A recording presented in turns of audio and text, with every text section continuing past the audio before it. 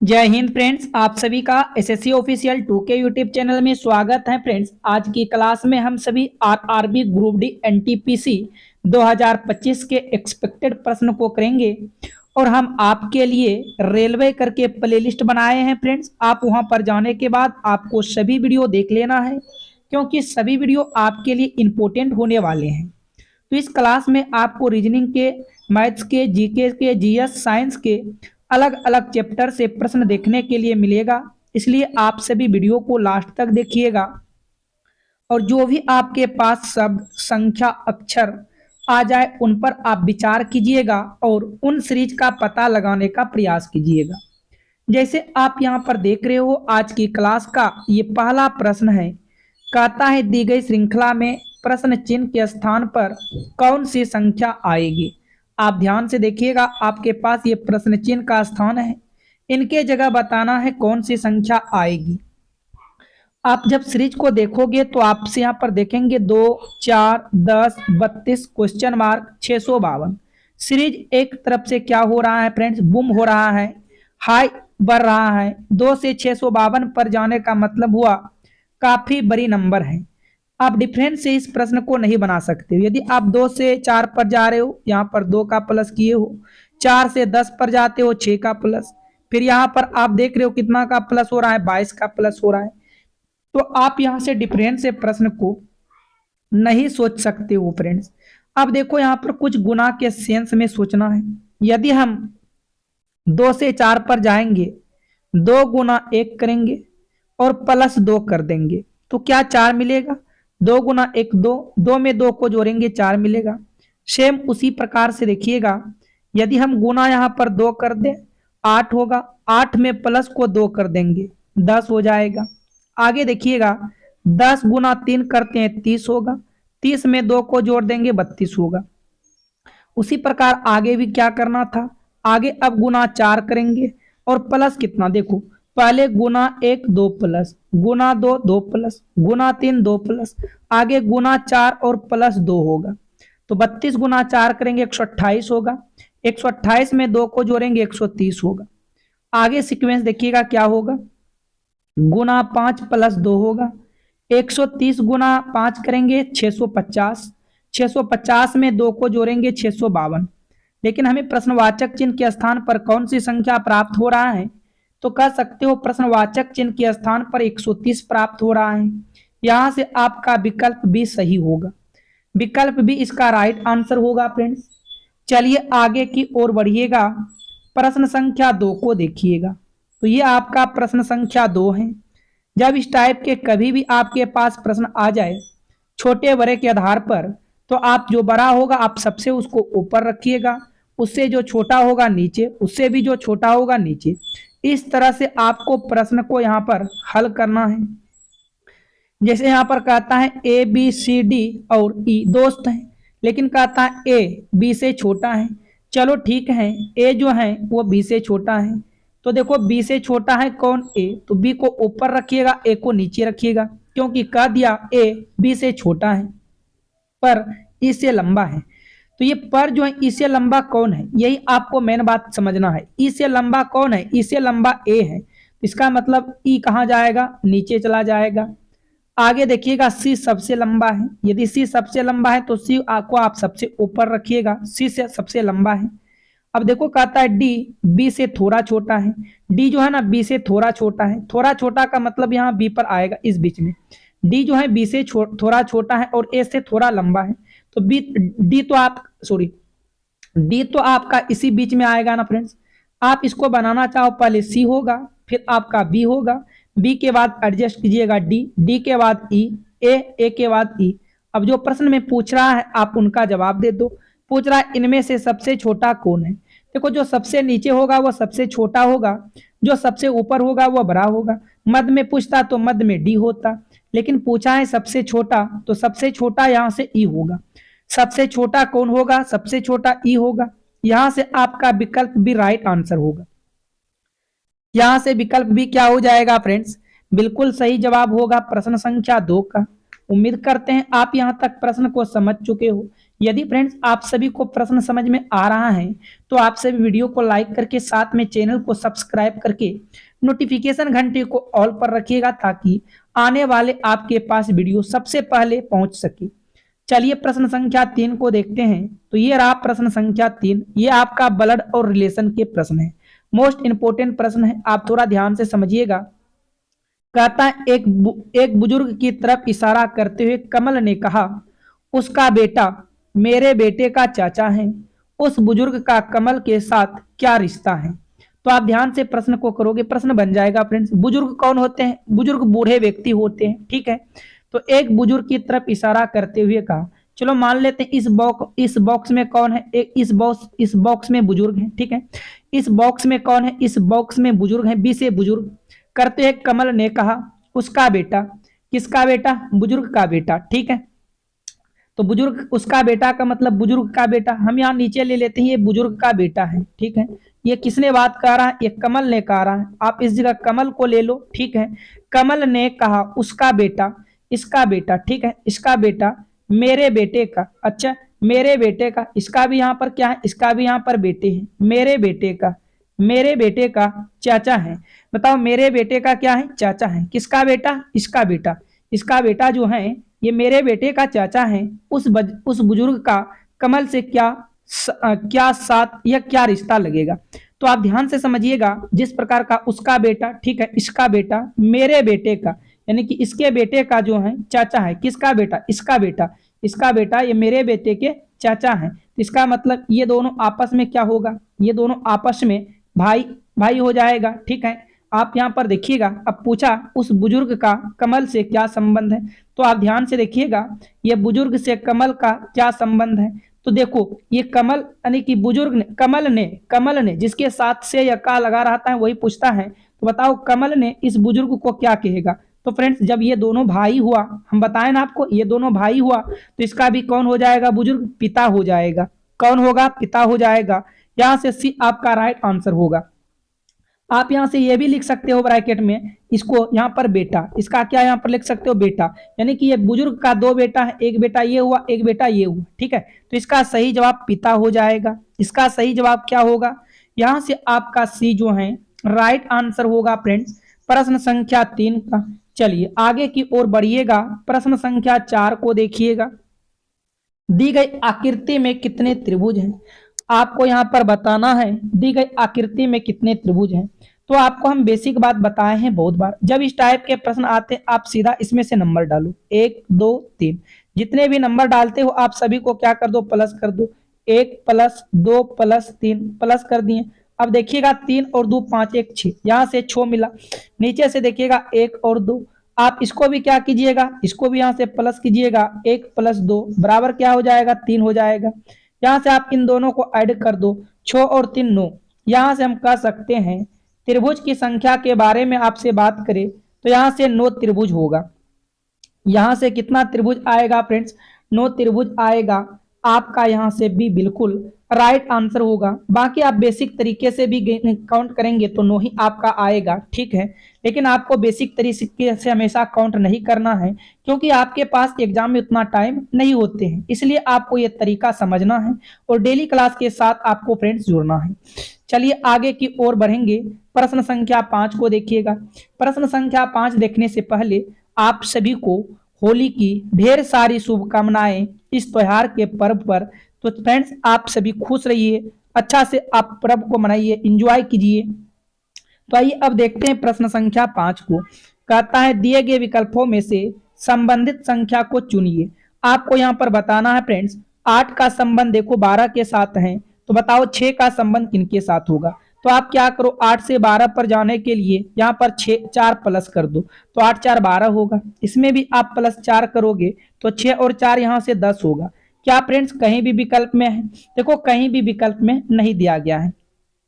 अब देखो आप थोड़ा सा समझिएगा, आप क्या करो, ये 8 को यहाँ पर उतार लो, 8 को उतार लिए और 8 का आप आधा कर दो। आपका 8 का आधा का मतलब क्या होगा? 8 का आधा का मतलब 4 होगा। इन्हीं 4 को आप यहाँ पर प्लस कर दो, तो देखो 8 4 के 12 होगा, ठीक है। आगे क्या करो, इन 6 को भी यहाँ पर उतार लो, 6 को उतार दिए। अब यहाँ से ध्यान से देखिएगा, आप 6 का आधा करो, 6 का आधा का मतलब क्या हुआ? 6 का आधा 3 होगा। आप क्या करो, इन 3 को यहाँ पर प्लस करो, 6 और 3 क्या होगा, 9 होगा। लेकिन आप ध्यान से देखो, कहीं भी आपको 9 विकल्प में नहीं नजर आ रहा है, तो ये भी लॉजिक यहाँ से नहीं लगेगा फ्रेंड्स। अब देखो लास्ट लॉजिक, आप क्या करो, 8 में 2 से गुना करो, 16 होगा। 12 पुराने के लिए अपने मन से 4 को माइनस कर दो, देखो 12 पुर गया, ठीक है। उसी प्रकार आप इसको भी क्या करो, 2 से गुना करो, 12 होगा। आप पहले वाले में 4 माइनस किए, इसको भी -4 कर दो, तो यहाँ से क्या आ जाएगा, 8 आ जाएगा।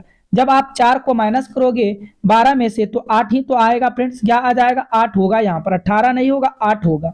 तो आपका यहाँ से देखिएगा विकल्प ए राइट आंसर होगा। यहां से विकल्प ए क्या होगा, बिल्कुल सही जवाब होगा। सभी प्रश्न आपको समझ में आ रहा है। आइए बढ़ते हैं प्रश्न संख्या 6 की ओर। तो ये आपका प्रश्न संख्या 6 है। देखो कहता है यदि प्लस का अर्थ माइनस, माइनस का अर्थ गुना है, गुना का अर्थ भाग है और भाग का अर्थ प्लस है, तो समीकरण का मान क्या होगा। जब इस टाइप के प्रश्न आते हैं हम सभी डायरेक्ट इक्वेशन पे ही आ जाते हैं, ठीक है। तो सबसे पहले आपको यहाँ से नोट कीजिएगा, 44 को यहाँ पर लिख लीजिएगा। उसके बाद देखो यहाँ गुना है और गुना का अर्थ यहाँ से बोला गया भाग, तो आप यहाँ पर भाग को रखोगे 11। उसके बाद माइनस है, देखो माइनस का अर्थ क्या बोला गया, माइनस का अर्थ यहाँ से गुना बोला, तो यहाँ पर आपको सिंपल गुना रख देना है। आगे फिर भाग है, भाग का अर्थ देखो यहाँ से जोर बोला, तो यहाँ पर हम जोर को रखेंगे, 20 हो जाएगा, ठीक है। आगे देखो प्लस है, प्लस का अर्थ क्या बोला, प्लस का अर्थ बोला घटा, तो यहाँ पर घटा रखोगे। देखो फ्रेंड्स बोर्ड मास के नियम के अनुसार सबसे पहले भाग का क्रिया कीजिएगा, ये 11 चौके 44 कट जाएगा। फिर 25 को आप 4 के साथ गुना करते हो, 25 को 4 के साथ गुना करते हो तो यहाँ से आपको 100 मिलेगा। 25 को 4 के साथ गुना करोगे 100 मिलेगा, प्लस आपका 20 रहेगा, -80 हो जाएगा। अब 100 और 20 को जोड़िएगा तो यहाँ से 120 होगा, माइनस यहाँ से देखिएगा 80 होगा, 120 में से 80 चला जाएगा तो यहाँ से 40 आएगा। 120 में से 80 चला जाएगा, क्या होगा, 40 आएगा। और यहाँ से आपका सी बिल्कुल राइट आंसर होगा। क्या होगा, इस प्रश्न का सी जो है सही जवाब होगा। चलिए आगे की ओर बढ़िएगा, प्रश्न संख्या 7 को देखिएगा। कहता है उस विकल्प का चयन करें जिसमें तीसरे शब्द वही संबंध है जैसा कि दूसरा शब्द का पहले से संबंध है। देखिएगा लेफ्ट का संबंध क्या है, राइट से है, लेफ्ट का संबंध राइट से है, तो वर्टिकल का संबंध बताना है। देखो यहाँ पर आप अक्षर के प्रयोग करके बनाते हो तो प्रश्न नहीं बना पाओगे, क्योंकि ये जो है फ्रेंड्स एक दूसरे के विलोम है। लेफ्ट से राइट क्या हो गया, एक दूसरे के विलोम है, याद रखिएगा एक दूसरे के विलोम है। उसी प्रकार ध्यान दीजिएगा वर्टिकल का विलोम क्या होगा, तो याद रखिएगा वर्टिकल का विलोम हॉरिजॉन्टल होगा। वर्टिकल का विलोम क्या हो जाएगा, हॉरिजॉन्टल हो जाएगा। तो यहां से देखिएगा हॉरिजॉन्टल कौन सा विकल्प में है, तो आप कहेंगे विकल्प बी में है, तो यहां से आपका बी जो है राइट आंसर होगा। वर्टिकल का विलोम क्या होगा, हॉरिजॉन्टल हो जाएगा। चलिए नेक्स्ट प्रश्न की ओर चलिएगा, प्रश्न संख्या 8 को देखिएगा। ये आपका प्रश्न संख्या 8 है। ऐसे कितने कर्मचारी हैं जिनके पास एमबीए की डिग्री है, वे कंप्यूटर विशेषज्ञ हैं लेकिन इंजीनियर नहीं हैं और धूम्रपान भी नहीं करते हैं। देखो यहाँ से हमको क्या करना है, एमबीए वाले होना चाहिए, कंप्यूटर विशेष होना चाहिए, लेकिन ये इंजीनियर नहीं होना चाहिए, धूम्रपान नहीं होना चाहिए। तो यहाँ से देखेंगे ये वृत्त जो है, जितने भी वृत्त के अंतर्गत आते हैं वह सभी इंजीनियर काम करते हैं। तो हम यहाँ से क्या करेंगे, सभी इंजीनियर को हटा देंगे, क्योंकि कहा गया इंजीनियर नहीं होना चाहिए।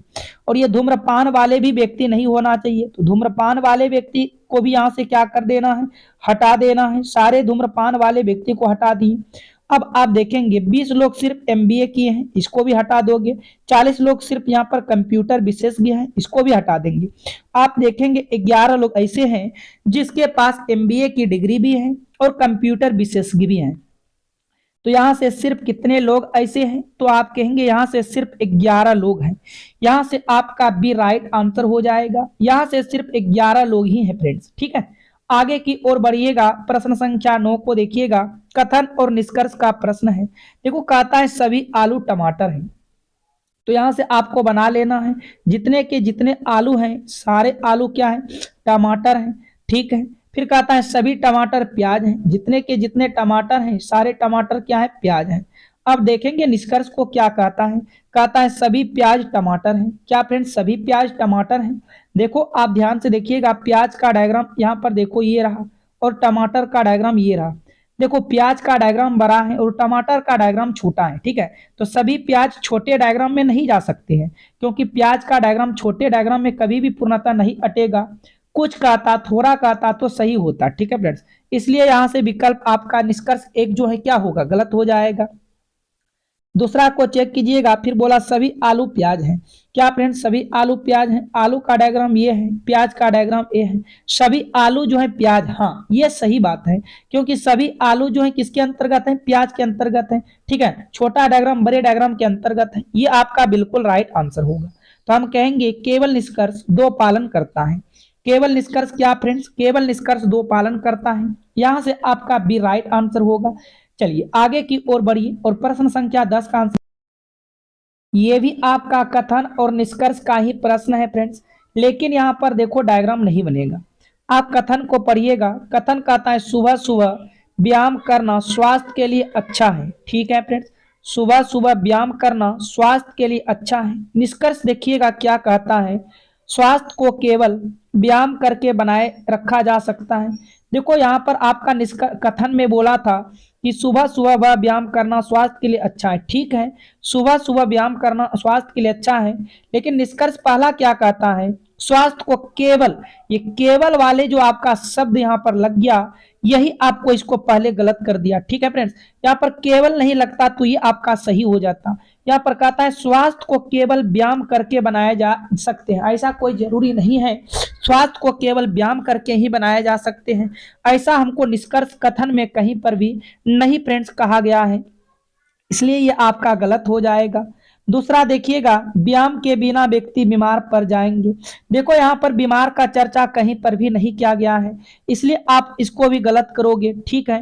क्योंकि हमें यहाँ पर निष्कर्ष दोनों में से कोई सटीक नहीं लगा, इसलिए दोनों गलत होगा। तो हम कह सकते हैं कोई भी निष्कर्ष कथन का पालन नहीं करता है। क्या कह सकते हैं? कोई भी निष्कर्ष कथन का पालन नहीं करता है। यहां से आपका विकल्प ए राइट आंसर होगा, प्रश्न संख्या 10। चलिए आगे की ओर बढ़िएगा। प्रश्न संख्या 11 को देखिएगा, क्या कहता है? कहता है कथन में सर्दियों के दौरान रात के समय आसमान बहुत साफ रहता है। कथन कहता है सर्दियों के दौरान रात के समय आसमान बहुत साफ रहता है। धारणाएं देखिएगा क्या कहता है, सर्दी के महीने में सूर्य जल्दी अस्त होता है। ठीक है, सर्दी के महीने में सूर्य जल्दी अस्त होता है, लेकिन कथन में कहीं भी सूर्य का जिक्र नहीं किया गया है। तो हम कैसे कह सकते हैं फ्रेंड्स सूर्य के बारे में? तो यह कथन आपका धारणाएं गलत होगा। दूसरा चेक कीजिएगा, सर्दी के मौसम में वर्षा भी हो सकती है। हाँ, सर्दी के मौसम में कभी कभी वर्षा हो भी सकती है, नहीं भी हो सकती है, लेकिन वर्षा के बारे में भी यहाँ पर कहीं भी जिक्र नहीं किया गया है, आप इसलिए इसको भी गलत करोगे। तो हम यहाँ से कहेंगे ना तो धारणा और ना ही एक निहित करता है, यानी कि दोनों में से कोई धारणा निहित नहीं करता है। यहाँ से आपका सी राइट आंसर होगा। यहाँ से सी क्या होगा फ्रेंड्स? बिल्कुल राइट आंसर होगा, प्रश्न संख्या 11 का। चलिए आगे की ओर बढ़िएगा। प्रश्न संख्या 12 को देखिएगा, कहता है प्रश्न आकृति में दी गई आकृति के कौन से उत्तर आकृति बनाई जा सकती है। आपको बताना है इस तरह से सेम आकृति कौन सा विकल्प में है। क्या फ्रेंड्स विकल्प में है क्या? कहीं पर विकल्प में ए में देखो कहीं पर भी नहीं दिखेगा। बी को चेक करेंगे, बी का लाइन आपका ये जाएगा, उसके बाद फिर देखो फ्रेंड्स ये जाएगा आपका, ये लाइन आएगा यहाँ से यहाँ, उसके बाद देखो ये लाइन यहाँ से यहाँ जाएगा, और ये देखो फ्रेंड्स आपका बी में दिख रहा है। बाकी बात किसी में नहीं बनेगा। किस में बनेगा? सिर्फ आपका बी ही बना पाते हो, और कहीं पर भी नहीं बनने वाला है। इसलिए प्रश्न संख्या 12 का आंसर विकल्प भी क्या होगा? राइट आंसर हो जाएगा। चलिए उम्मीद करते हैं आप प्रश्न को समझ गए हैं। 13 को देखिएगा, कहता है नीचे दी गई आकृति एबी रेखा का प्रतिबिंब चुने। आपको फ्रेंड्स इसका देखो प्रतिबिंब बताना है, और कौन सा प्रतिबिंब बताना है? जल प्रतिबिंब बताना है। देखो आप यहाँ पर छोटे छोटे गलतियों को ढूंढेंगे और आंसर देने का प्रयास करेंगे, ठीक है फ्रेंड्स। छोटे छोटे गलतियों से ही हम सभी क्या करेंगे? आंसर देंगे। सबसे पहले ये आपका कुछ इस तरह से बन जाएगा, यहाँ से इस तरह से बन जाएगा, इस तरह से, और आपका ये वाला जो है फ्रेंड्स, ये वाला ये आपका कहां पर आ जाएगा? ये वाला कुछ इस तरह आएगा, और ये ऊपर में जो भाग आपको दिख रहा है ये आपका कुछ इस तरह नीचे में आ जाएगा। ये भाग क्या आएगा, इस तरह से नीचे में आ जाएगा तीर वाला भाग। इतना आपको एग्जाम में नहीं करना है, ठीक है। आप देखो यहाँ से ए बी सी ये सभी क्या होगा, गलत हो जाएगा फ्रेंड्स। देखो क्योंकि ये जो है ना इसी साइड में होना चाहिए, लेकिन यहाँ पर सी में देखो ये साइड आ गया लेफ्ट साइड, इसलिए गलत होगा। यहाँ से आपका डी क्या हो जाएगा, बिल्कुल राइट आंसर होगा। यहाँ से डी क्या होगा फ्रेंड्स, आपका बिल्कुल सही जवाब होगा। प्रश्न संख्या 13 का। चलिए आगे की ओर बढ़िएगा, प्रश्न संख्या 14 को देखिएगा। इनमें कहता है निम्न आकृति में छोटे त्रिभुज इकाइयों की संख्या कितनी है। आपको इनमें से सिर्फ छोटे त्रिभुज की काउंट करना है, सिंगल त्रिभुज काउंट करना है फ्रेंड्स। आपको डबल ट्रिपल जोड़ जोड़ कर कहीं भी बनाने का कोशिश नहीं करना है। यहाँ पर बोल दिया है सिर्फ छोटे त्रिभुज की काउंट करना है। तो देखिएगा यहाँ से हम सभी काउंट कर लेते हैं, देखिएगा ध्यान से। यहाँ से देखिए स्टार्ट करते हैं, 1 2 3 हो जाएगा, 4 5 6 7 8 9 10 11 12 13। अच्छा नहीं तो इसे आप डायरेक्ट कर लो ना फ्रेंड्स। यहाँ से देखिएगा 1 2 3 4 5 6 7 8 9 10 11 12 13 14 15 16 17 18 19 20 21 22 23 24 25 26 27 28। यहाँ पर कितने त्रिभुज हैं, टोटल 28 त्रिभुज है। इसमें टोटल त्रिभुज की संख्या कितना है फ्रेंड्स, 28 त्रिभुज है। आप चाहो तो फिर से देखो काउंट कर सकते हो, ध्यान से आप देखिएगा 1 2 3 4 5 6 7 8, हर घर में बिंदा होना चाहिए, ठीक है। 8 9 10 11 12 13 14 15 16 17 18 19 20 21 22 23 24 25 26 27 28। कितना है फ्रेंड्स, 28 त्रिभुज है। यहाँ से आपका विकल्प ए क्या होगा, राइट आंसर हो जाएगा। विकल्प ए क्या हो जाएगा फ्रेंड्स, बिल्कुल सही जवाब होगा। प्रश्न संख्या 14। आगे की ओर बढ़िएगा। देखो कथन और निष्कर्ष के प्रश्न है, काफी कथन और निष्कर्ष के प्रश्न आपके एग्जाम में देखने के लिए मिल सकते हैं। और हम फ्रेंड्स हर वीडियो में आपको अलग अलग तरीके के प्रश्न कराता हूं, सिखाता हूं, समझाता हूं फ्रेंड्स, ताकि आपके एग्जाम में किसी भी प्रकार का कोई प्रश्न आ जाए तो आप हल कर सकते हो। देखो जब इस टाइप के प्रश्न आते हैं तो हम आपको बताए हैं, जिधर मुंह फैला हुआ है वो आपका बड़ा होता है, जिधर मुंह फैला होता है वह आपका क्या होता है, बड़ा होता है, और उसके पीछे की तरफ छोटा होता है। यदि मुंह फैला हुआ के साथ बराबर है इसका मतलब बड़ा भी है और बराबर भी है, ठीक है। तो यहाँ पर देखेंगे टी के तरफ मुंह फैला है, इसका मतलब टी बड़ा है। टी बड़ा है किससे, टी बड़ा है एस से। लेकिन यहाँ पर देखो बराबर का भी सिंबल दिया है तो हम यहाँ पर बराबर भी कर लेंगे। यहाँ पर हम क्या कर देंगे, टी और एस को बराबर भी कर लेंगे। आगे फिर देखिएगा अल के अस के तरफ मुंह फैला है तो अस बड़ा होगा किससे, अल से। लेकिन बराबर का भी सिंबल है तो यहाँ पर बराबर भी देंगे। और यहाँ पर एल और एम आपस में सिर्फ बराबर है तो यहाँ पर हमको बराबर देना है। एल और एम आपस में क्या है, बराबर है। उसके बाद देखो एम के तरफ मुंह फैला है तो एम क्या होगा, बड़ा होगा। किससे बड़ा होगा, क्यू से। और बराबर के भी बारे में बात किया तो यहाँ पर आपको बराबर में भी रखना है। उसके बाद देखो क्या डी, यहाँ पर देखो उसके बाद क्यू के तरफ मुंह फैला है तो क्यू बड़ा हो जाएगा। इधर हम ले लेते हैं फ्रेंड्स, आप थोड़ा सा ध्यान से देखिएगा, हम इसको इधर ले लेते हैं तो यहाँ पर डी क्या होगा, छोटा होगा, और क्यू क्या हो जाएगा, बड़ा हो जाएगा। अब देखो निष्कर्ष क्या कहता है, आप निष्कर्ष को ध्यान से देखिएगा। यहाँ पर कहता है ऑप्शन ए, निष्कर्ष ए वाला, कि टी बड़ा भी है और बराबर भी है क्यू से। टी जो है बड़ा भी है और बराबर भी है क्यू से। तो क्यू यहाँ है, टी यहाँ पर है और यहाँ पर है। ये बिल्कुल बात सही है, टी बड़ा भी है और बराबर भी है, क्योंकि फ्रेंड्स ये बड़ा और बराबर दोनों है। यहाँ से आपका ए वाला सही होगा। दूसरा कहता है एल और डी आपस में बराबर है। क्या एल और डी आपस में बराबर है, देखो एल का यहाँ पर है, डी का यहाँ पर है, तो एल से छोटा है डी, बड़ा और बराबर नहीं है, इसलिए यहाँ पर हम इसको गलत कर देंगे। यहाँ से हम कहेंगे केवल निष्कर्ष पहला सत्य है। क्या कहेंगे फ्रेंड्स, केवल निष्कर्ष पहला सत्य है। यहाँ से आपका विकल्प ए राइट आंसर होगा। यहाँ से विकल्प ए क्या हो जाएगा, बिल्कुल सही जवाब होगा। चलिए आगे की ओर बढ़ते हैं। जीके जीएस के प्रश्न है, आप सभी यहाँ से आंसर कीजिए। इस प्रश्न को करने से पहले फ्रेंड्स, यदि आपने अभी तक वीडियो को लाइक नहीं किए हैं तो वीडियो को लाइक करके, चैनल पर पहली बार आए हो चैनल को सब्सक्राइब करके नोटिफिकेशन घंटे को ऑल कीजिएगा। और याद रखिएगा आपके क्लास का टाइम टेबल डेली फ्रेंड्स चलता है 5 AM 11 AM और 7 PM। इन 3 क्लास के साथ आपको डेली जुड़ना है फ्रेंड्स। यदि आपको रेलवे में ग्रुप डी में बेहतर अंक प्राप्त करना है तो डेली आपको जुड़ना पड़ेगा, ठीक है फ्रेंड्स। तो ये आज की क्लास का पहला प्रश्न है जीके जीएस का। कहता है भारत में प्रथम रेलगाड़ी कब चली थी। आपके पास 4 विकल्प रहेगा। हम 4 विकल्प हमेशा नहीं फ्रेंड्स बोलेंगे, आपको यहाँ पर डायरेक्ट हम आंसर बताएंगे, आप उन आंसर को याद रखिएगा। क्या बोला, भारत में प्रथम रेलगाड़ी कब चली थी? तो भारत में प्रथम रेलगाड़ी 16 अप्रैल 1853 को चली थी। भारत में प्रथम रेलगाड़ी कब चली थी? 16 अप्रैल 1853 को चली थी। नेक्स्ट प्रश्न की ओर बढ़िएगा। कहता है विश्व स्तर पर सबसे बड़ी रेल व्यवस्था किस देश की है? तो इसका सही जवाब होगा अमेरिका की है सबसे बड़ी। ठीक है फ्रेंड्स, यहां से आपका डी राइट आंसर होगा। विश्व स्तर पर सबसे बड़ी रेल व्यवस्था जो है वह अमेरिका का है। आगे की ओर बढ़िएगा, तीसरा को देखिएगा। देश का सबसे बड़ा नियोक्ता है, यहां से कौन है फ्रेंड्स देश का सबसे बड़ा नियोक्ता? तो देखो रेल उपक्रम है। क्या है? रेल उपक्रम। यहां से आपका ए राइट आंसर होगा। चलिए आगे की ओर बढ़िएगा। कहता है भारत का सबसे लंबा रेल प्लेटफॉर्म कहाँ स्थित है फ्रेंड्स? तो याद रखिएगा भारत का सबसे लंबा रेल प्लेटफॉर्म जो है गोरखपुर में है। कहाँ पर है? गोरखपुर में। और आप सभी ये बताइएगा कमेंट में कि कितना किलोमीटर ये लंबा है। ठीक है फ्रेंड्स, कमेंट करके बताइएगा गोरखपुर की जो प्लेटफॉर्म है तो ये कितना किलोमीटर की लंबी है। ठीक है, आगे की तरफ बढ़िएगा, 5 को देखिएगा। रेलवे स्टाफ कॉलेज कहाँ पर स्थित है? तो रेलवे स्टाफ कॉलेज बड़ौदा में स्थित है। रेलवे स्टाफ कॉलेज कहाँ पर स्थित है? रेलवे स्टाफ कॉलेज बड़ौदा में स्थित है। चलिए आगे की ओर बढ़िएगा, 6 को देखिएगा। भारत में सबसे तेज गति से चलने वाली रेलगाड़ी कौन सी है? तो राजधानी एक्सप्रेस, गतिमान express, Vande Bharat express, Himgiri express. तो भारत में सबसे तेज गति से चलने वाली रेलगाड़ी वंदे एक्सप्रेस है। क्या इसका सही जवाब होगा? वंदे एक्सप्रेस। यहां से आपका सी राइट आंसर हो जाएगा, वंदे एक्सप्रेस। आगे की ओर बढ़िएगा। कहता है भारत के किस शहर में 2 रेलवे जोन के मुख्यालय हैं? भारत के किस शहर में 2 रेलवे जोन के मुख्यालय हैं?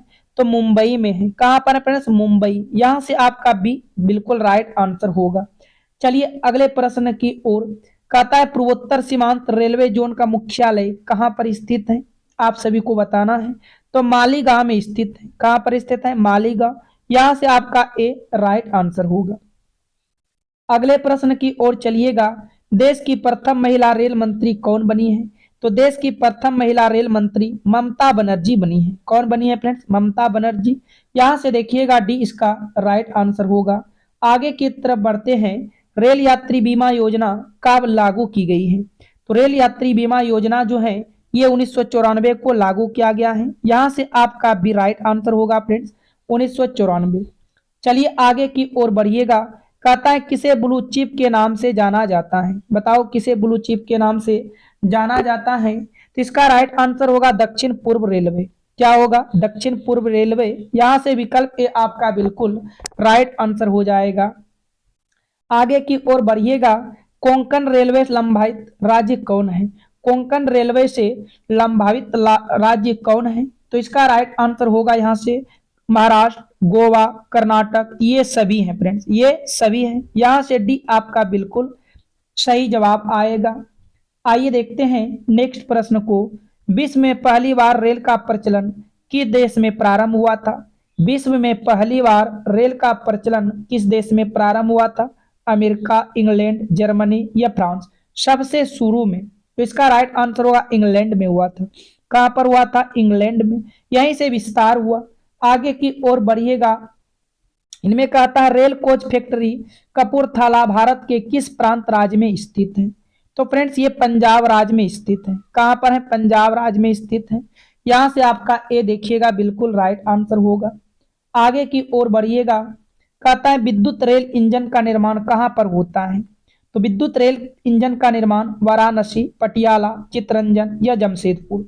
इसका राइट आंसर होगा चितरंजन में होता है। कहां पर होता है? चितरंजन। यहां से देखिएगा सी राइट आंसर हो जाएगा। आगे कहता है पूर्व मध्य रेलवे जोन का मुख्यालय कहां पर स्थित है? बताइएगा फ्रेंड्स, पूर्व मध्य रेलवे जोन का मुख्यालय कहां पर स्थित है? तो ये स्थित है हाजीपुर में। कहां पर है? हाजीपुर। यहां से देखिएगा बी आपका बिल्कुल राइट आंसर होगा। अगले प्रश्न की तरफ चलेंगे। भारत में महिलाओं के लिए एकमात्र ट्रेन कहां पर चलाई जा रही है? तो फ्रेंड्स इसका राइट आंसर होगा यहां से मुंबई। भारत में महिलाओं के लिए एकमात्र ट्रेन कहां पर चलाई जा रही है? मुंबई में। ये सिर्फ भारत के महिलाओं के लिए ही चलाई जाती है, इसमें जेंट्स को एक भी जेंट्स को अलाउ नहीं है। चलिए आगे की ओर बढ़िएगा, 18 को देखिएगा। भारतीय रेलवे कितने डिवीजन में बटे हुए हैं? तो भारतीय रेलवे जो है टोटल 69 डिवीजन में बटे हैं, 69 जोन में बटे हैं। यहां से आपका ए राइट आंसर होगा फ्रेंड्स, प्रश्न संख्या 18 का। आगे की ओर बढ़िएगा। किस रेलवे जोन की लंबाई सबसे अधिक है? बताइएगा, किस रेलवे जोन की लंबाई सबसे अधिक है? तो उत्तर रेलवे। यहां से क्या होगा सही जवाब? उत्तर रेलवे। यहां से आपका सी जो है राइट आंसर हो जाएगा। चलिए आगे की ओर बढ़िएगा, देखिएगा 20 को। कहता है इंटीग्रल कोच फैक्ट्री कहाँ पर स्थित है? इंटीग्रल कोच फैक्ट्री कहाँ पर स्थित है? तो इसका राइट आंसर होगा परम्बूर, तमिलनाडु। यहां से विकल्प ए देखिएगा, बिल्कुल राइट आंसर हो जाएगा। अगले प्रश्न की ओर देखिएगा। कहता है भारत में सबसे लंबी दूरी तय करने वाली रेलगाड़ी कौन है? तो इसका सही जवाब होगा विवेक एक्सप्रेस जो है फ्रेंड्स, ये सबसे लंबी दूरी तय करती है। विवेक एक्सप्रेस, यहां से बिल्कुल आपका राइट आंसर हो जाएगा। चलिए अगले प्रश्न की ओर चलते हैं। कहता है भारतीय रेलवे के लोगों में कितने सितारे हैं? बताइएगा, भारतीय रेलवे के लोगों में कितने सितारे हैं? तो 18 सितारे हैं भारतीय रेलवे के लोगों में। यहां से आपका डी राइट आंसर होगा।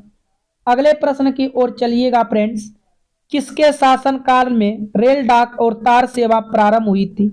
किसके शासनकाल में रेल डाक और तार सेवा प्रारंभ हुई थी? तो ये हुआ था लॉर्ड डलहौजी के शासन में। यहां से विकल्प ए राइट आंसर होगा, लॉर्ड डलहौजी। आगे की ओर बढ़िएगा। ब्रॉड गेज रेलवे लाइन की चौड़ाई कितनी होती है? तो ब्रॉड गेज रेलवे लाइन की चौड़ाई 1.676 मीटर होती है। यहां से आपका डी क्या होगा? राइट आंसर हो जाएगा, 1.676 मीटर हो जाएगा। अगले प्रश्न की ओर चलते हैं। भारत के किस शहर में पहली बार मेट्रो रेल का परिचालन शुरू हुआ था? तो फ्रेंड्स यहां से आपका सही जवाब आएगा दिल्ली। कहां पर हुआ था? नई दिल्ली में। विकल्प ए आपका राइट आंसर हो जाएगा। अगले प्रश्न की ओर चलते हैं। भारत का सबसे बड़ा रेलवे यार्ड कहां पर स्थित है? मुंबई, कोलकाता, कानपुर, मुगलसराय। तो यहां से राइट आंसर आपका होगा मुगलसराय। भारत का सबसे बड़ा रेलवे यार्ड कहां पर स्थित है? मुगलसराय। डी देखिएगा राइट आंसर हो जाएगा। चलिए आगे की ओर बढ़िएगा। भारत में विद्युत रेलगाड़ी परिचालन किस वर्ष प्रारंभ हुआ था? तो भारत में विद्युत रेलगाड़ी का परिचालन जो है फ्रेंड्स, ये हुआ था 3 फरवरी 1925 को। कब हुआ था? 3 फरवरी 1925 को। यहां से आपका भी राइट आंसर होगा। अगले प्रश्न की ओर चलिएगा। रेल दिवस किस तिथि को मनाया जाता है? 16 अप्रैल, 15 जनवरी, 14 मार्च या 12 फरवरी। तो इसका सही जवाब होगा 16 अप्रैल को रेल दिवस मनाया जाता है। 16 अप्रैल को क्या मनाया जाता है? रेल दिवस। यहां से ए देखिएगा राइट आंसर होगा। आगे की ओर बढ़िएगा। पहला रेल अधिनियम कब बना हुआ था फ्रेंड्स? तो पहला रेल अधिनियम 1890 को बना था। यहां से सी आपका बिल्कुल राइट आंसर होगा, 1890 को। चलिए आगे की तरफ बढ़िएगा। भारतीय रेलवे में कुल कितने जोन हैं? तो फ्रेंड्स भारतीय रेलवे में कुल कितने जोन हैं? तो इसका राइट आंसर होगा 18 जोन है। कितने जोन है? 18 जोन। यहां से आपका बी राइट आंसर होगा। चलिए आगे की तरफ बढ़ते हैं। मैथ के प्रश्न को आप सभी पहले खुद से हल कीजिए।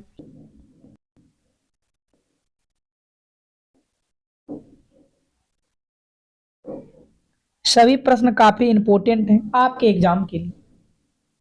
देखो कहता है किसी संख्या के 4/3 के 2/3 का मान 80 है, संख्या क्या है?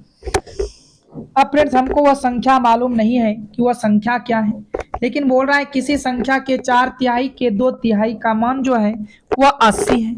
तो चलो हम देखते हैं वह संख्या क्या है फ्रेंड्स, ठीक है। तो सबसे पहले हम संख्या को मान लेते हैं एक्स है। वह संख्या क्या मान लेते हैं? यहाँ से संख्या मान लेते हैं अक्स है। अब किसी संख्या के 4/3, देखो इसी अक्स के 4/3, इसी अक्स के 4/3 के 2/3, तो 2/3 भी कर लो। ये किसके बराबर हो जाएगा? तो ये आपका 80 के बराबर होगा। देखो आपको पता रखना है, लॉजिक रखना है, हर तरह के टाइप आपके एग्जाम में आते हैं। तो यहां से आपको सिंपल देखो कटिंग करना है।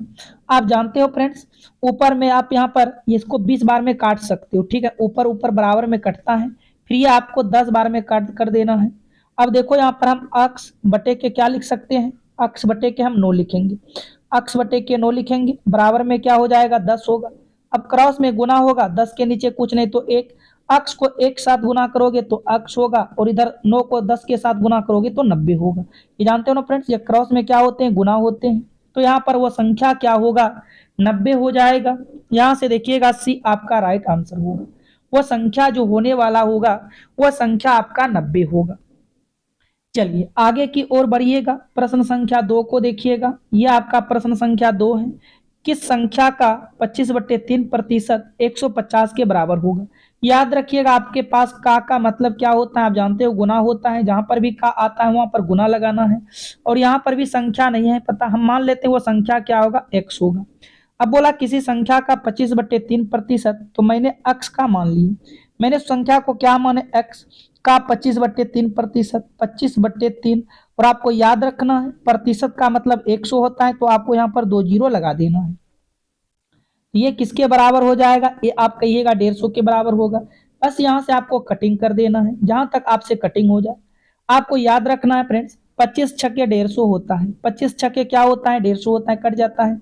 अब देखो यहाँ से आप ज्यादा हल करोगे तो ये अक्स बराबर में क्या हो जाएगा, अक्स बराबर 300 गुना 6 हो जाएगा। क्योंकि ये क्रॉस में क्या होता है फ्रेंड्स, क्रॉस में आपका मल्टीपल होता है। क्रॉस में क्या हो जाता है, गुना हो जाता है। 300 गुना 6 कीजिएगा तो यहाँ से क्या होगा, 1800 होगा। 300 गुना 6 कीजिएगा, यहाँ से क्या होगा, 1800 होगा। यहाँ से आपका देखिएगा डी राइट आंसर होगा।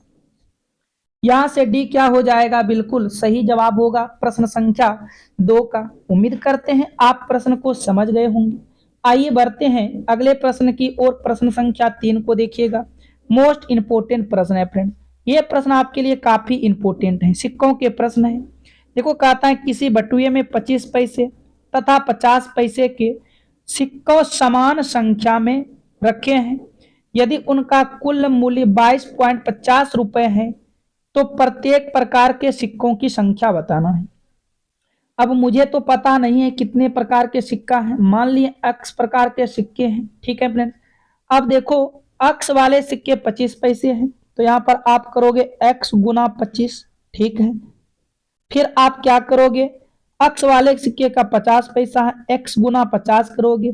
और जब हम इन दोनों सिक्कों को मिला दिए, देखो इस जगह जोड़ दिए, इसका मतलब मिला दिए, तो ये किसके बराबर हो गया, ये 22.50 रुपए के बराबर हो गया। अब बात समझिएगा इस जगह ध्यान से आप देखो, बराबर की ये साइड आपका पैसा है, 50 क्या है, देखो पैसा में है, 25 क्या है, पैसा में है, और ये साइड किस में है, रुपया में है। तो आप इधर भी क्या करो, रुपया बना लो।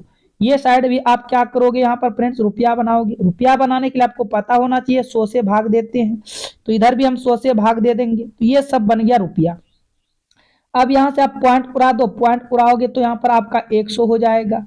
अब देखिएगा यहाँ ध्यान से, आपका यहाँ पर नीचे वाले में इसमें एलसीएम क्या आ जाएगा, आप डायरेक्ट एलसीएम ले लो। आपका डायरेक्ट एलसीएम यहाँ से 100 होगा, तो ऊपर में क्या बचेगा, ऊपर में आपका सिर्फ 25x बचेगा, प्लस होगा ऊपर में क्या बचेगा, ऊपर में 50x बचेगा, और ये हो जाएगा 2250/100। अब देखिएगा ध्यान से, नीचे में आपका ये 100 से 100 क्या हो जाएगा, नीचे में 100 से 100 कट जाएगा, ठीक है फ्रेंड्स। आप सभी प्रश्न को बारीकी से समझिए। 25 और 50 को ऐड कीजिएगा, 25 और 50 को ऐड करेंगे तो ये हो जाएगा 75x, बराबर किसके होगा, 2250 के बराबर हो जाएगा। अच्छा, आप यहाँ से x का मान निकाल सकते हो। x बराबर क्या लिख सकते हो, x बराबर लिख सकते हो 2250 बटे के क्या लिख सकते हो, 75 लिख सकते हो।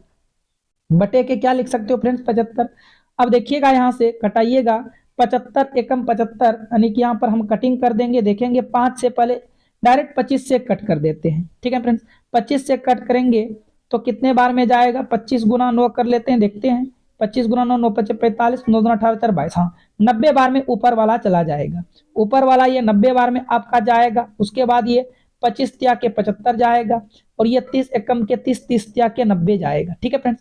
तो यहाँ पर x का मान क्या आया, 30 आया। हम कह सकते हैं प्रत्येक प्रकार के सिक्के 15-15 गो होगा, ठीक है। प्रत्येक प्रकार के सिक्के 15-15 गो होगा, लेकिन मेरा आंसर तो आ चुका है फ्रेंड्स 30। यहाँ पर प्रत्येक प्रकार के यदि पूछता तो 15-15 सिक्के होगा, क्योंकि समान संख्या में सिक्का रखा गया था। तो इसका राइट आंसर 30 हो जाएगा। यहाँ से देखिएगा सिक्कों की संख्या 30 होगा। विकल्प ए आपका यहाँ से बिल्कुल सही जवाब होगा। यहाँ से विकल्प ए क्या हो जाएगा फ्रेंड्स, बिल्कुल राइट आंसर हो जाएगा। किसी भी प्रकार का कोई डाउट आपको यहाँ से नहीं होना चाहिए। चलिए आगे की ओर बढ़िएगा, प्रश्न संख्या 4 को देखते हैं।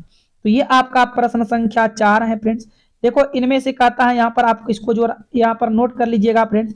यहाँ पर लिखा गया था 2 7 6 और यहाँ पर था अक्स और फिर था 1,3 था। ठीक है, यहाँ से बोल रहा था कि बताओ इतना इतना 3 से विभाज्य है, अक्स के संभावित मानों का योग क्या होगा।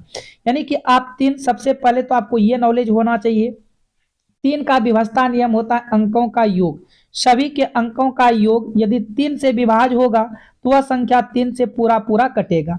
तो यहाँ पर आपको ऑप्शन से नहीं उठाना है। यहाँ से आपका बोला है कि x का संभावित मानों का योग क्या होगा। यहाँ पर कितना को रूल्स ही पता नहीं होता है। ठीक है, और कमेंट करेंगे इजी इजी प्रश्न है फ्रेंड्स। आप बताओ इसका आंसर पहले क्या आएगा। आपके एग्जाम में जिस तरह प्रश्न पूछते हैं वही तो प्रश्न हम लेकर आते हैं। ठीक है, तो मान लो हम x का मान क्या क्या रख सकते हैं, संभावित मान। देखो x का मान हम रख सकते हैं 0, उसके बाद रख सकते हैं 1 2 3, उसके बाद 4 5 6 7, कहां तक रख सकते हो, 9 तक रख सकते हो। अब यहां से हम देखते हैं रख के। ठीक है, यदि मान लो हम x का मान 0 रख दे तो सभी को ऐड करेंगे, 7 2 9, 9 6 15, 15 1 16, 16 0 16 होगा। क्या 16 3 से कटेगा, नहीं कटेगा। तो हम यहाँ पर क्या करेंगे फ्रेंड्स, इसको नहीं रख सकते हैं, x का मान 0 नहीं रख सकते। कितना जोड़ने के बाद हुआ था, 7 2 9, 9 6 15, 15 1 16 हुआ है। आप इसको इस जगह 16 रखो ताकि बार बार आपको जोड़ना नहीं पड़े। यदि मान लो हम x का मान यहाँ पर 1 रखेंगे तो 16 1 17 होगा। क्या 3 से विभाज्य होगा 17, तो आप यहाँ पर कहेंगे x का मान 1 भी नहीं आएगा। आप इस जगह 2 रखोगे, 16 2 18 होगा और 18 3 से विभाज्य होगा, तो ये आपका यहाँ से होगा। यहाँ पर आप साइड में लिख लीजिएगा, एक आपका 2 आया। अच्छा 2 आ गया, ठीक है। आगे 3 को रखिएगा, 3 को रखिएगा तो 16 3 19, 3 से क्या विभाज्य होगा 19, नहीं होगा। तो देखो हम आपको समझा रहे हैं इसलिए टाइम लग रहा है फ्रेंड्स, नहीं तो टाइम नहीं लगता। आप यहाँ पर 4 को रखिएगा तो 16 4 20, 3 से विभाज्य नहीं होगा 20। आप यहाँ से इसको भी हटा दोगे, 5 को रखिएगा तो 16 और 5 21, 3 से विभाज्य होगा, एस होगा। यहाँ से आपको इसको प्लस करना है क्योंकि सभी अंकों का जो है यहाँ पर योग बोला था करने। उसके बाद 6 को रखेंगे, 6 रखेंगे तो 16 और 6 क्या होगा 22, 3 से 22 नहीं जाएगा तो आप यहाँ पर क्या करोगे, इसको भी गलत करोगे। 7 को रखोगे, 7 16 7 23 होगा, 23 से विभाज्य नहीं होता है 7, इसको भी गलत करोगे। 8 को रखोगे, 16 8 24, एस 24 करता है, आप यहाँ पर 8 रखोगे। क्या फ्रेंड्स 8 रखोगे, क्या 9 को रखेंगे होगा, 16 9 25 नहीं होगा। तो यहाँ पर आपका 3 संख्या है, संभावित मान x का मान 2 5 8। आप इन सभी का अंकों का योग करो, अंकों का योग करेंगे तो 8 2 10 10 5 15 होगा। अंकों का योग क्या होगा, 8 2 10 10 5 15 होगा। यहाँ से आपका भी राइट आंसर होगा। यहाँ से बी क्या हो जाएगा फ्रेंड्स, बिल्कुल सही जवाब होगा प्रश्न संख्या 4 का। चलिए आगे की ओर बढ़िएगा, प्रश्न संख्या देखिएगा 5 को, मोस्ट इंपोर्टेंट प्रश्न है। देखो कहता है यदि p बटे 56 बराबर रूट अंदर 784 गुना रूट अंदर 49 है तो 4p² बटे में है, तो बताओ p का मान क्या होगा। बहुत सिंपल प्रश्न है, आपको ज्यादा कुछ नहीं करना। यहाँ पर आपको लिख देना है p बटे 56 और ये 784 फ्रेंड्स याद रखना है किसका वर्गमूल है, तो 28 का वर्गमूल है फ्रेंड्स। ठीक है, 784 किसका वर्गमूल है, 28 का वर्गमूल है। 49 किसका वर्गमूल है, 7 का है। बटे आपका यहाँ से क्या होगा, बटे आपका 4p² होगा। देखो आपको क्रॉस में ऐसे गुना कर देना है, क्रॉस में क्या कर देना है, गुना करना है। सबसे पहले आप यहाँ पर काट दो, काटेंगे बड़ा आसान हो जाता है। ये देखो 4 7 के 28 कट जाएगा, कट गया। अब ये p को आप देखो, ये p को p² के साथ गुना करोगे तो पावर जुट के क्या बनेगा, pq बन जाएगा। बराबर में देखिएगा, बराबर में लिखिएगा 7 गुना 7 गुना 56 लिख दीजिएगा। ठीक है फ्रेंड, बोलो अब यहाँ पर देखो ये जो है आपका, ध्यान से समझिएगा बात। यहाँ से ये आपका यहाँ पर 3 है, इधर से आप 3 हटाओगे तो यहाँ पर क्यूबिक रूट चलेगा। यहाँ पर क्या चलेगा, क्यूबिक रूट चलेगा। अब फ्रेंड्स यहाँ से हम क्या कर सकते हैं, जरा ध्यान से देखिएगा। इसको हम लिखेंगे 7 गुना 7। अच्छा ये बताओ हम 7 गुना 8 इसको लिख सकते हैं क्या, 56 को। आप कहेंगे बिल्कुल 7 गुना 8 आप लिख सकते हो 56 को। अब यहाँ से ये देखना है फ्रेंड्स, यहाँ पर ये क्यूबिक रूट है। ये कौन सा रूट है, क्यूबिक रूट। क्यूबिक रूट का मतलब होता है 3 में से 1 बाहर होता है, 3 में से 1 बाहर किए। और 8 को क्या फ्रेंड्स आप 2 गुना 2 गुना 2 लिख सकते हो कि नहीं लिख सकते हो। यहाँ पर भी ये आपका 3 बनता है, इसका मतलब यहाँ से भी 2 आपका 1 बाहर हो जाएगा। यहाँ से भी आपका क्या बाहर होगा, 2 बाहर होगा। तो आपका यहाँ से p का मान आ गया। 7 गुना 2 करते हो, 7 गुना 2 कितना आता है, 14 आता है। इसका राइट आंसर क्या होगा फ्रेंड्स, 14 हो गया। तो चलिए फ्रेंड्स आज की क्लास को हम यहीं पर समाप्त करते हैं। चलिए फ्रेंड्स आज की क्लास को मैं यहीं पर समाप्त करता हूं, क्योंकि फ्रेंड्स यदि आप सभी को वीडियो पसंद आया है तो वीडियो को लाइक कीजिएगा और चैनल पर पहली बार आए हो तो चैनल को सब्सक्राइब करके नोटिफिकेशन घंटी को ऑल कीजिएगा। और फ्रेंड्स आपके टाइम टेबल याद रखिएगा 5 AM, 11 AM और फ्रेंड्स शाम के 7 PM पर है। इन 3 क्लास के साथ आपको डेली जुड़ना है। आपको जाना है रेलवे करके आपके लिए प्लेलिस्ट बना है, वहां से आप फ्रेंड्स सभी वीडियो को देखिएगा। और यदि आप बुक परचेज करना चाहते हो रेलवे का तो आप फ्रेंड्स डिस्क्रिप्शन बॉक्स में लिंक मिल जाएगा, वहां पर आपको reasoning, maths, GK, GS, science का बुक मिल जाएगा। जो बुक की आपको आवश्यकता है उन बुक को आप आराम से परचेज कर सकते हो फ्रेंड्स। बहुत अच्छे सब प्रश्न उसमें है, काफी इंपॉर्टेंट सब है। तो चलिए हम फिर मिलते हैं नेक्स्ट वीडियो में। आज के लिए इतना ही। Thank you, all the best.